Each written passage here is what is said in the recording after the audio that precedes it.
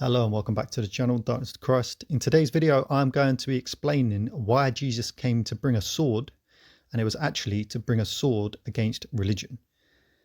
Now, I've heard some people say, oh, see, Jesus was violent. He said he came to bring a sword, but that's not actually correct. It was actually a spiritual sword, and it was to separate people from their egotistical lifestyle.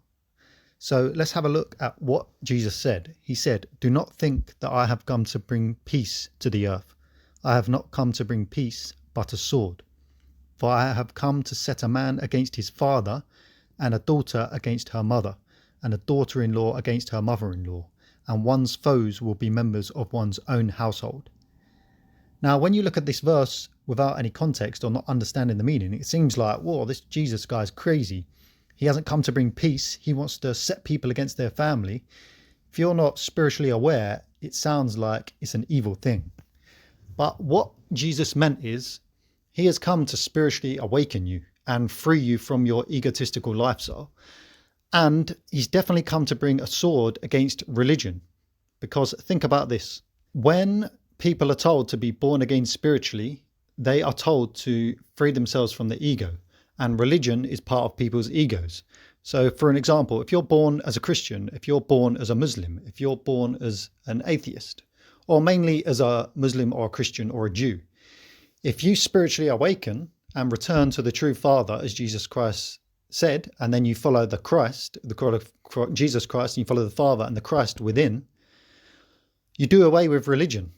And then what happens? Once you are born again spiritually and you no longer identify with the ego, which is the religion contained within the ego, if you go to your family who are Christian, Muslim or Jew, and you say, oh, I'm not religious anymore, I've returned to the Father and I follow the Spirit of Christ, the family are going to go crazy, especially if you're in like Islam or even Jews, because they reject Christ.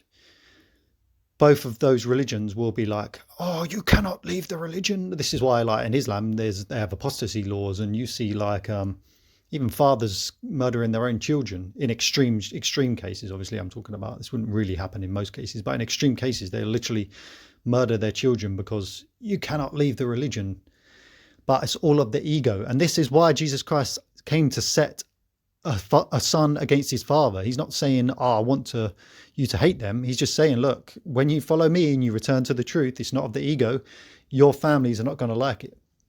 And even myself, once I had my spiritual awakening and I just started becoming more spiritually involved, your family and friends don't really like it because we love each other in this world for supporting our ego. So for example, in my society, I grew up in the UK and it's generally just like the drinking culture and all that sort of stuff. But when you say to your friends, oh no, I don't want to go out drinking anymore, it's not that they dislike you, but it's like, oh, why are you not doing that anymore? You're almost shunned in a way and criticized.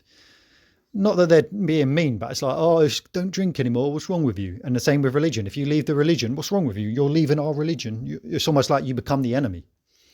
So that's the point of the video, is I'm trying to say is that Jesus came to bring a sword to religion and to the ego, and he wants you to be born again spiritually. And people who love you for your ego, they do not really love you. The ones who love you are the ones who love your soul and your spirit, which is the Father, the Christ, and your spiritual family on earth who are born again followers. That is your spiritual family. Now, the key also is this doesn't mean that you should hate your family. Jesus also told you must love your mother and your father. And most religions tell you must love your mother and father. So you must love your family. You must love everyone. But the point of bringing the sword is a spiritual sword. It's not a physical sword. And when we're born again, we have the love of the Father and love of Christ and the wisdom of Christ to understand that the world may not understand us, but that doesn't stop us from loving them just because they don't support us egotistically. And Christ was the ultimate example, because the very people who killed him, he loved and he was trying to save. And even when they killed him, what did he say? He said, Father, forgive them. They don't know what they're doing. They're spiritually blind. So that is the point of today's video. Subscribe for more if you like the content, and God bless everyone. Goodbye.